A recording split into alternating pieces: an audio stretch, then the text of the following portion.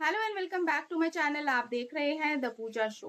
तो दोस्तों, तुमसे तुम तक के आने वाले एपिसोड में कहानी एक ऐसा जबरदस्त मोड़ लेने वाली है जो अन्नू और आर्या के रिश्ते की नींव तक हिला देगा। जलंधर की आखिरी बात अब अन्नू के दिल और दिमाग से निकलने का नाम नहीं ले रही। आखिर मरते वक्त जलंधर ने ऐसा क्या सच कहा था जिसने अन्नू की पूरी दुनिया बदल दी। आइए जानते हैं। जलंधर की मौत के बाद से ही अन्नू लगातार बेचैन है। वो बार बार उसकी आखिरी पल को याद कर रही है जब जलंधर ने आर्या के बारे में एक बड़ा खुलासा किया था। पहले तो अन्नू ने उस बात पर विश्वास नहीं किया, लेकिन अब उसके मन में सवालों का तूफान उठ चुका है। इन्हीं सवालों के जवाब ढूंढने के लिए अन्नू अपने पिता गोपाल के पास पहुंच जाती है।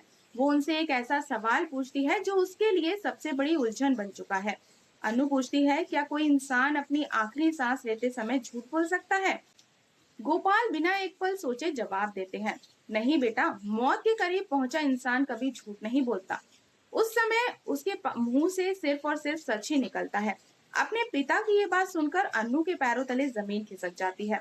अब उसे लगने लगता है कि शायद जलंधर सच ही बोल रहा था और उसने मरते वक्त कोई झूठ नहीं बोला था।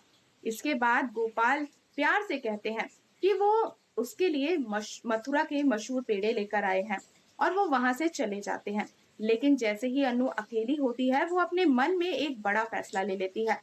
अब वो किसी की बातों पर भरोसा नहीं करेगी। वो खुद सच का पता लगाएगी और जानकर रहेगी कि आखिर आर्या उससे छुपा क्या रहा है।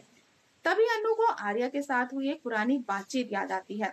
उसे याद आता है कि उसने एक बार आर्या से पूछा था कि वो पहले कहाँ रहता था। तब आर्या ने बड़े विश्वास के साथ कहा था कि उसका बचपन गणेश नगर नाम की इस जगह पर बीता है। बस यही सुराग लेकर अनु तुरंत गणेश नगर की तलाश में निकल पड़ती है।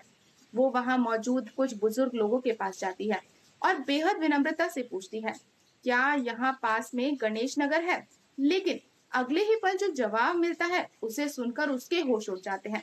बुजुर्ग कहते हैं कि बेटी, हमने अपनी पूरी जिंदगी यहाँ बिताई है, लेकिन इस इलाके में कभी गणेश नगर नाम की कोई जगह थी ही नहीं।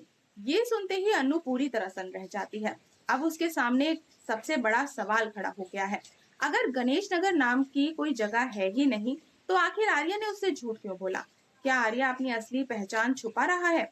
क्या उसका अतीत किसी बड़े राज से जुड़ा हुआ है, या फिर जलंधर की हर बात सच थी? अब पहली बार अनु को लगने लगता है कि जलंधर के लगाए गए आरोप शायद बेबुनियाद नहीं थे।